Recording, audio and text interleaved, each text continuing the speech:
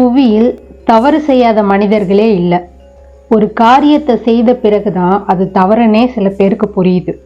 பாவங்கள் மட்டுமே செய்த ஒருவன் தன்னுடைய இறப்பிற்கு பிறகு சொர்க்கம் செல்வதற்காக என்ன செய்தான் அப்படின்றத சொல்ற ஒரு உண்மை கதையை தான் நாம இன்னைக்கு பதிவுல பார்க்க போறோம்.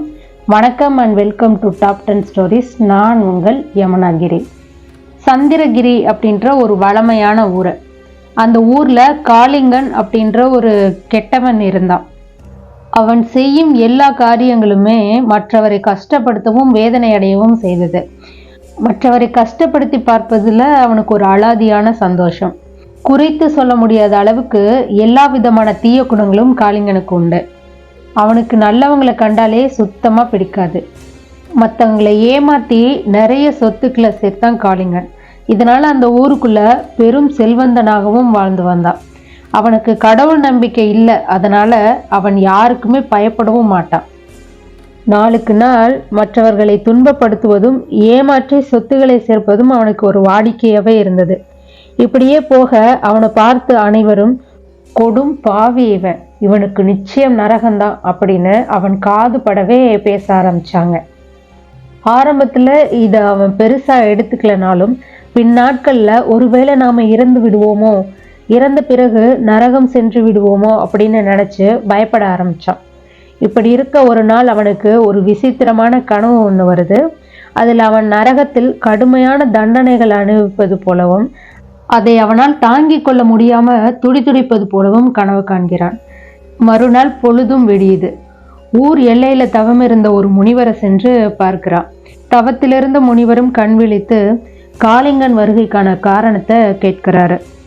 முனிவர்கிட்ட காளிங்கன் தன்னை பற்றியும் தனக்கு வந்த கனவு பற்றியும் சொல்றான். இதை கேட்ட முனிவர், நீ கண்ட கனவு எதிர்காலத்தில் உன் இறப்பிற்கு பிறகு நடக்க போவதை உணர்த்துது அப்படின்னு சொல்ல, அதை கேட்டு அதிர்ச்சி அடைந்த காளிங்கன் அதை தடுக்க ஏதேனும் வழி உண்டா அப்படின்னு கேட்கிறான். அதற்கு அந்த முனிவர், உனது இறப்பிற்கான காலம் நெருங்கிவிட்டது. உன் இறப்பை யமதர்மன் குறித்து விட்டார். இனி சித்திரகுப்தன் உனது பாவ புண்ணிய கணக்கை சரிபார்ப்பது மட்டும்தான் மீதம் உள்ளது அப்படின்னு சொல்றாரு. கலங்கி போன காளிங்கன் முனிவரை பார்த்து, தான் தப்பிக்க வழி எதுவும் இல்லையா? நான் செய்த தவறை நான் உணர்ந்து விட்டேன்.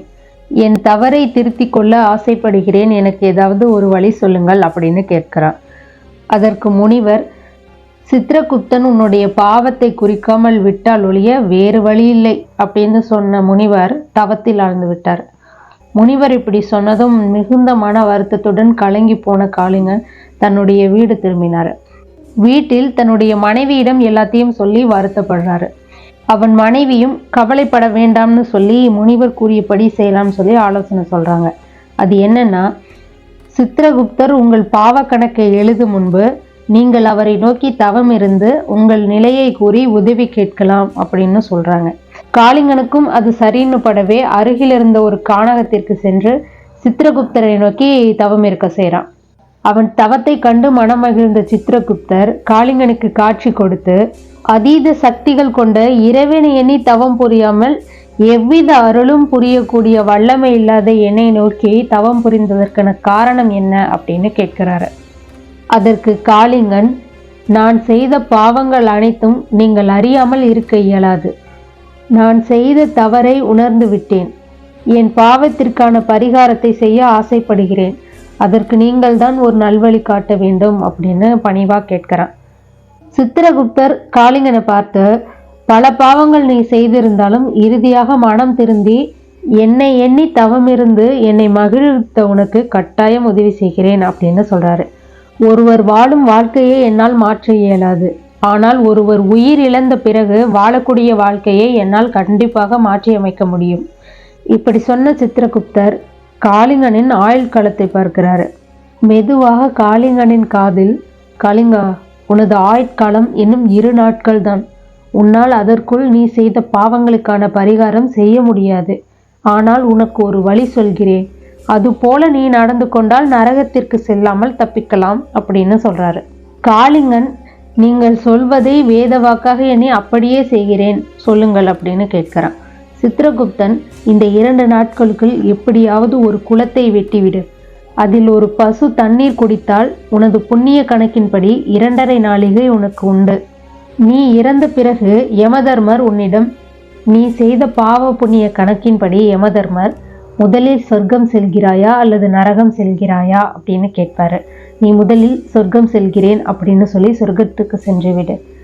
அந்த 2 நாழிகைக்குள் வேறு பசுக்கள் அந்த குளத்தில் தண்ணீர் அருந்தினால் உனக்கு இன்னும் 2½ நாழிகை கிடைக்கும். இது போல நீ சொர்க்கத்திலேயே நிரந்தரமாக வாழலாம் அப்படின்னு சொல்றாரு. இதை கேட்ட காளிங்கன் சித்திரகுப்தருக்கு நன்றி தெரிவிக்க சித்திரகுப்தரும் மேலோகம் நோக்கி புறப்பட்டார். காளிங்கன் தன்னிடமிருந்த செல்வத்தை எல்லாம் செலவழித்து 2 தினத்துக்குள் ஒரு குளத்தையும் வெட்டி முடிக்கிறாரு. குளத்தில் நீர் முழுவதுமாக நிரப்பப்பட்டது. குளத்தின் அருகிலேயே காளிங்கன் ஏதாவது பசுக்கள் தண்ணீர் அருந்த வருமா அப்படின்னு பார்த்து கொண்டிருந்தார்.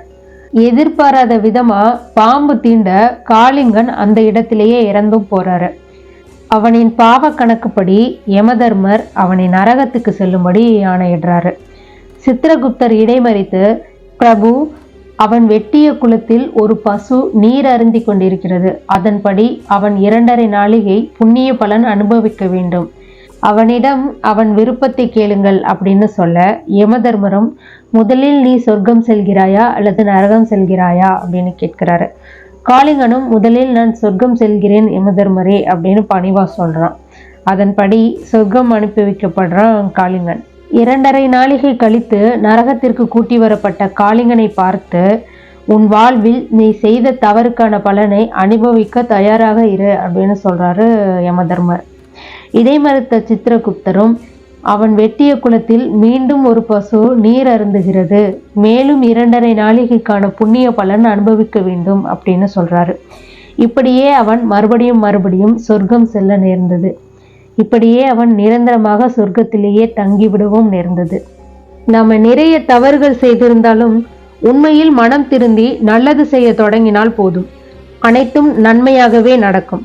இந்த கதை சித்திரகுப்தனின் பெருமையை உணர்த்தும் ஒரு உண்மை கதைன்னு நம்பப்படுது. இது போன்ற மற்றொரு கதையில் சந்திக்கும் வரை உங்களிடமிருந்து விடைபெறுவது உங்கள் யமுனகிரி. நன்றி, வணக்கம்.